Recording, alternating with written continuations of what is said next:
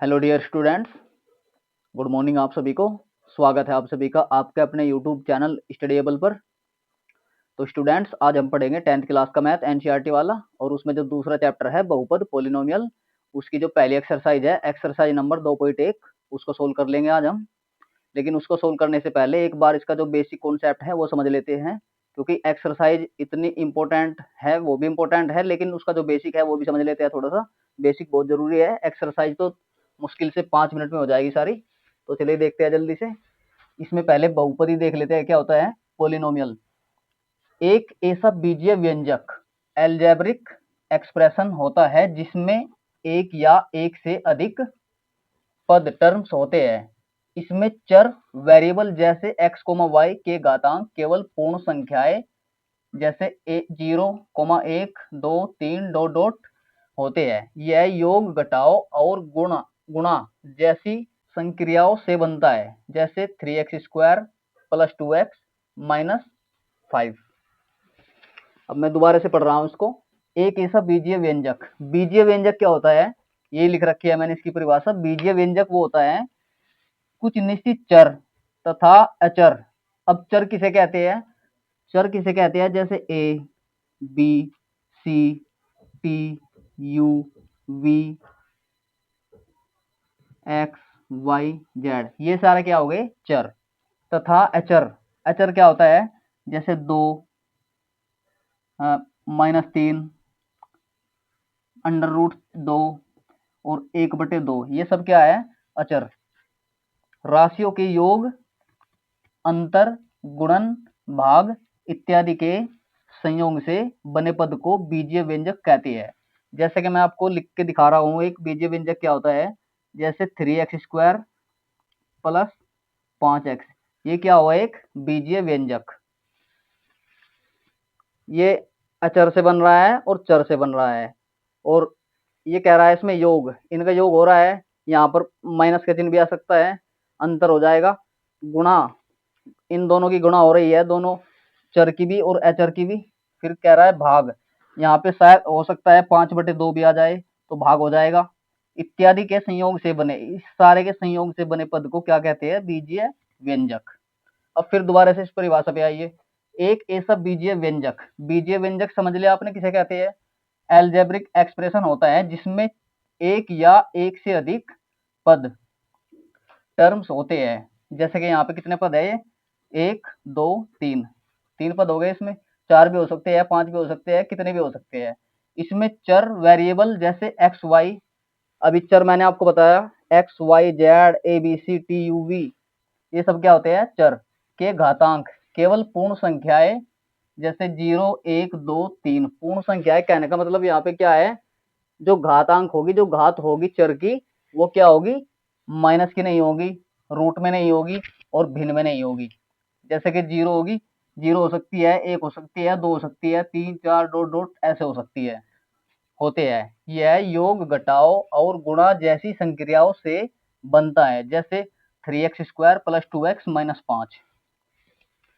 अब जैसे ऐसे भी हो सकता है, जैसे 4x² + 3x - 6, या यहाँ पे हो सकता है +6 भी हो जाए, तो ये क्या हो गया?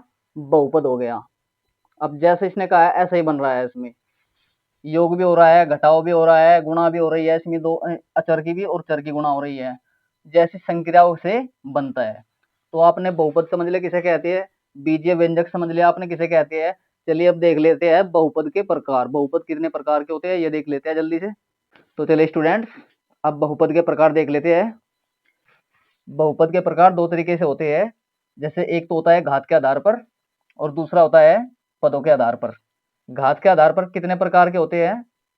ये कई प्रकार के होते हैं, जैसे कि रैखिक बहुपद, द्विघात बहुपद, त्रिघात बहुपद, शून्य बहुपद, और चतुर्घात बहुपद भी हो सकता है, चतुर्थघात बहुपद।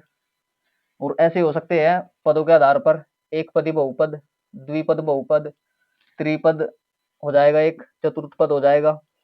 अब देख लेते हैं घात के आधार पर किसे कहते हैं। जैसे कि रैखिक बहुपद होता है, इसे क्या कहते हैं? Linear polynomial.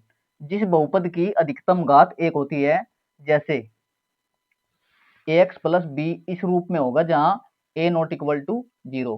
तो जिस बहुपद की अधिकतम घात 1 होती है उसे क्या कहते हैं? रैखिक बहुपद। जैसे ax प्लस b इस रूप में होगा बहुपद हमारा, और उसमें a नॉट इक्वल टू 0, यानी कि a का मान जो होगा वो 0 नहीं होगा। जैसे 2x plus 1, y plus 5, 1/2 into x minus 3। तो इसमें चर की अधिकतम घात कितनी है? 1। तो ये क्या हो गया हमारा? रैखिक बहुपद। अब द्विघात बहुपद देख लेते हैं, किसे कहते हैं? Quadratic polynomial. जिस बहुपद की अधिकतम घात 2 होती है, जैसे ax square plus bx plus c, उसे क्या कहते हैं हम? द्विघात बहुपद। अब इस रूप में हमारा बहुपद आएगा जहां a not equal to 0, a का मान 0 नहीं होगा। जैसे 3x square plus 8x, 8x plus 5, ये हमारा क्या हो गया? द्विघात बहुपद। अब जैसे ये दूसरा एग्जाम्पल है एक्स स्क्वायर माइनस 15, इसकी अधिकतम घात कितनी है? 2। तो ये भी क्या हो गया? द्विघात बहुपद। अब तीसरे नंबर पे क्या आ गया? त्रिघात बहुपद, क्यूबिक पोलिनोमियल। जिस बहुपद की अधिकतम घात 3 होती है, जैसे A X square plus B X square plus C X plus D, जहाँ ए नॉट इक्वल टू 0, इस रूप में हमारा बहुपद होगा त्रिघात बहुपद वाला। जैसे एग्जाम्पल दे रखा है यहाँ पे, 2x की घात 3 minus 5x square plus 4x minus 1। तो ये क्या हो गया हमारा? इस बहुपद में अधिकतम घात कितनी है? 3। तो ये क्या हो गया? त्रिघात बहुपद। ऐसे ही चतुर्थ घात बहुपद हो जाएगा। अब यहाँ पे दे रखा है शून्य बहुपद। शून्य बहुपद किसे कहते हैं? Zero polynomial. जिस बहुपद के सभी गुणांक शून्य हो, इसे px बराबर 0 के रूप में लिखते हैं। जिस बहुपद के सभी गुणांक शून्य हो, जैसे कि मैं एग्जांपल देकर आपको समझा रहा हूँ, 0x² प्लस 0x प्लस 0। तो ये क्या हो गया हमारा? शून्य बहुपद हो गया। अब यहाँ पे 0x³ भी हो सकती है, 0x² भी हो सकती है। जैसे कि 0x³ plus 0x² plus 0x plus 0, ऐसा भी हो सकता है। तो ये क्या हो गया हमारा सारा? शून्य बहुपद। अब पदों के आधार पर देख लेते हैं। पदों के आधार पर बहुपद, जैसे एक पद बहुपद, एक पदी। एक पदी में क्या हो जाएगा? मोनोमियल। तो इसमें क्या हो जाएगा? एक पद, केवल एक पद होगा इसमें। जैसे कि 40, केवल 40 होगा, या 4x होगा, या 21x होगा, या 21y होगा, या 20y होगा, या 23y होगा। तो ऐसे क्या हो जाएगा हमारा? एक पदी बहुपद हो जाएगा। अब दूसरा क्या आ गया? द्विपद। इसमें दो पद हो जाएंगे, 3x प्लस 4x²। आप चाहे तो 4x² को इधर लिख सकते हैं और 3x को परली तरफ लिख सकते हैं दूसरी साइड, यानी कि दो पद हो गए घात, चाहे इसमें 3 हो जाए चाहे 4 हो जाए, दो पद रहने चाहिए इसमें। अब ऐसे क्या हो जाएगा? त्रिपद, ट्राइनोमियल, तीन पद। जैसे इसमें क्या हो गए? तीन पद हो गए इसमें। जैसे 3x plus 5x² minus 6x की पावर 3। तो चाहे तो आप इसे 6x की पावर 3 को इधर ला सकते हो, इन्हें आगे पीछे कैसे भी करके लिख सकते हो, लेकिन पद कितने होने चाहिए? 3। तो आपके आ गया समझ में बहुपद के प्रकार, पदों के आधार पर और घात के आधार पर। तो चलिए स्टूडेंट्स, अब बहुपद के शून्य देख लेते हैं। जैसे कि बहुपद के शून्य किसे कहते हैं? माना मैं यहाँ पे एक बहुपद ले रहा हूँ, जैसे मैंने मान लिया, माना कोई बहुपद है px बराबर कितना, मैंने मान लिया 6x माइनस 3 है। तो इसके हमें शून्य ज्ञात करने हैं। अब यहाँ पे देख लो, चर की पावर सबसे ज्यादा पावर कितनी है? एक है। चर मैंने आपको बता रखा है किसे कहते हैं। जैसे X Y Z T U V A B C D, इनको क्या कहते हैं? चर। और इसकी घात सबसे ज्यादा जितनी होगी, जैसे एक्स की पावर 1 है तो इसका एक ही शून्य का आएगा। जैसे मैं इसको अब क्या करूंगा, इसके शून्य ज्ञात करने के लिए, शून्य किसे कहते हैं? एक्स का वह मान जिसे इस बहुपद में रखने पर यह बहुपद शून्य हो जाए, तो उसको क्या कहते हैं? शून्य के बहुपद कहते हैं। अब इसको हम क्या करेंगे? इसको 0 के इक्वल मान लेंगे। जैसे 6x-3 बराबर 0। तो यहाँ से हम x का मान फाइंड कर लेंगे। तो 6x, अब ये माइनस के 3 उधर जा करके कितना हो जाएगा? 3 हो जाएगा। अब यहाँ से हम x का मान निकाल लेंगे, 6 गुणा में है तो ये भाग में चला जाएगा, 3/6। अब इसको काट लेंगे, 3 एकम 3, 3 एकम 3, 3 दूनी 6, तो कितना आ गया x का मान 1/2। x का मान कितना आ गया 1/2।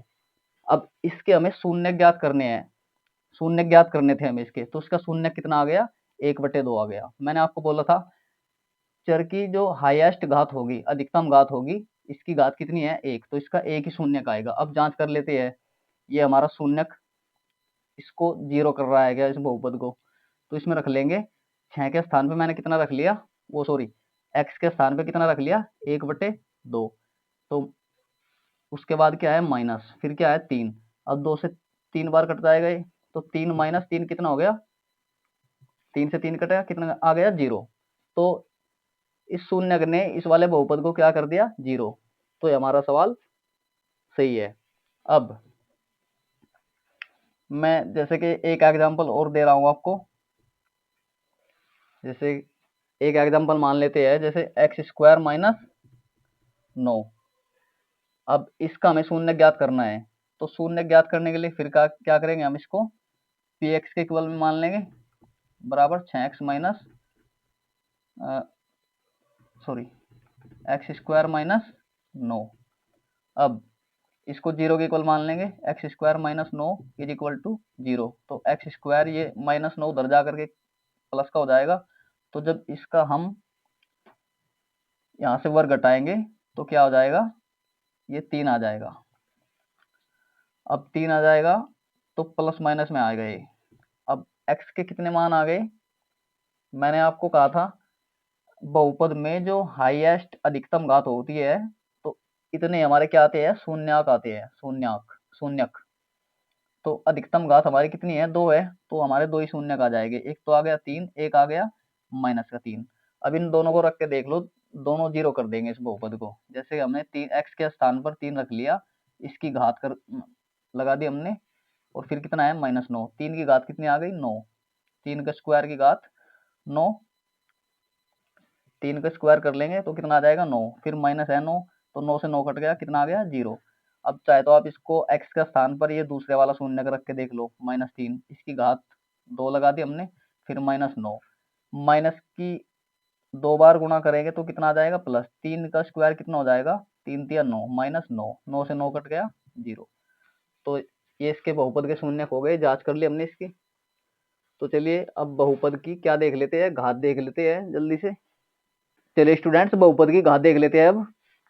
जैसे इसमें कह रहा है बहुपद की घात, चर x के बहुपद px में x की उच्चतम घात पावर बहुपद की घात डिग्री कहलाती है। जैसे फॉर एग्जाम्पल 5x + 2, इसमें हमें घात देखनी है, तो चर किसमें, चर x में, चर x में घात कितनी है, सबसे ज्यादा घात कितनी है 1, घात 1 का बहुपद। तो एक ऐसा बहुपद है घात 1 का बहुपद, और इसको क्या क्या बोलते हैं, इसको रैखिक बहुपद, जिसमें हाईएस्ट घात, सबसे ज्यादा घात कितनी होती है 1 होती है, तो उसको क्या बोलते हैं रैखिक बहुपद। अब इसमें देख लो यहाँ पे आप, इसमें सबसे ज्यादा कितनी घात है 2, तो चर कौन सा है, चर y में घात, सबसे ज्यादा घात कितनी 2 का बहुपद। तो ये कैसा बहुपद हुआ, द्विघात बहुपद, द्विघात बहुपद। अब इसमें देख लो, इसमें सबसे ज्यादा अधिकतम घात कितनी है इस बहुपद में 3, उसके बाद कितनी है, सॉरी यहाँ पे मुझे तो 2 लिखना था, उसके बाद कितनी है 2, फिर कितनी है 1। अब यहाँ पे क्या आ जाएगा, चर किसमें x में, चर x में घात 3 का बहुपद। तो ये क्या हो गया त्रिघात बहुपद, इसमें अधिकतम घात कितनी है 3, तो ये क्या हो गया त्रिघात बहुपद। तो चलिए स्टूडेंट्स, अब इसकी जो प्रश्नावली 2.1 है उसको स्टार्ट कर लेते हैं, जल्दी से उसको देखते हैं। तो चलिए स्टूडेंट्स, प्रश्नावली 2.1 में कुछ ग्राफ दे रखे हैं हमें, इनको देख लेते हैं एक बार। इसमें कह रहा है किसी बहुपद px के लिए y = px यानी कि हमें एक्स अक्ष में देखना है। का ग्राफ नीचे आकृति 2.10 में दिया गया है, प्रत्येक स्थिति में px के लिए शून्यकों की संख्या ज्ञात कीजिए। तो हमें इसमें क्या करना है, एक्स अक्ष में कट पॉइंट देखने हैं कितने हैं। एक्स अक्ष में कट पॉइंट, तो एक्स अक्ष में कितने कट पॉइंट है, जैसे कि इस वाले ग्राफ में दे रखा है कट पॉइंट कितना है, एक। यहाँ पे ये कट पॉइंट नहीं मानेंगे हम, क्योंकि ये वाई एक्स पे है। तो हमें कितने, कौन से एक्स पे देखना है, एक्स अक्ष पर। एक्स अक्ष पर कितने कट पॉइंट है, एक। तो ऐसे हम इसमें देखेंगे कितने कट पॉइंट है, इसमें एक भी नहीं है। तो शून्य क्या जाएगा हमारा, पी एक्स के लिए शून्य क्या जाएगा, बराबर 0। अब दूसरे वाले ग्राफ को देख लेते हैं। इसमें कट पॉइंट कितने हैं, एक्स अक्ष में देखने हैं हमें केवल। तो इसमें कट पॉइंट कितना है, एक। तो शून्य क्या जाएगा हमारा, शून्य, ऐसे ही लिखना है इसमें भी, पी एक्स के लिए शून्य बराबर। तो शून्य कितने हैं इसमें, एक कट पॉइंट है, तो शून्य एक आ जाएगा। यानी कि जो हमारा बहुपद आएगा उसकी अधिकतम घात कितनी होगी, एक।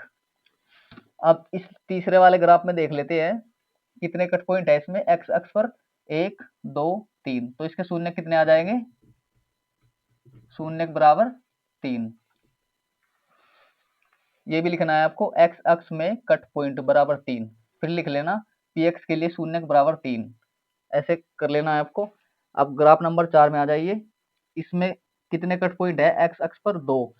अब जहां 2 कट पॉइंट होते हैं जिस ग्राफ में, तो क्या बन जाएगा हमारा, ये बन जाएगा द्विघात बहुपद का ग्राफ।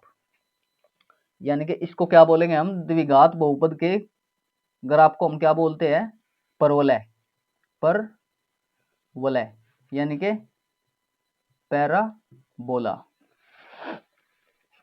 अब तो इसमें शून्य कितने हैं, 2। एक्स अक्ष पर कितने कट पॉइंट है, 2। तो शून्य कितने हो गए इसके, शून्य बराबर 2। अब ग्राफ नंबर 5 में देख लो कितने कट पॉइंट है इसमें, एक्स अक्ष पर, एक्स अक्ष पर कट पॉइंट कितने हैं, 1, 2, 3, 4, 4। तो 4 हमारे क्या हो जाएगा, शून्य, शून्य बराबर 4 पी एक्स के लिए। अब इस वाले बहुपद की घात कितनी हो जाएगी, जब इसके 4 शून्य है तो घात भी इस बहुपद की कितनी हो जाएगी, 4। अधिकतम घात कितनी हो जाएगी, 4। इसमें कितने कट पॉइंट है, 1, 2, 3। तो शून्य कितने हो गए इसमें, 3। तो स्टूडेंट्स आज के लिए बस इतना ही, मिलते हैं नेक्स्ट वीडियो में। अगर आपको वीडियो पसंद आई हो तो वीडियो को लाइक करो, शेयर करो और कमेंट करके हमें बताओ आपको वीडियो कैसी लगी। साथ ही साथ हमारे यूट्यूब चैनल स्टडीएबल को सब्सक्राइब करना बिल्कुल ना भूलें। धन्यवाद।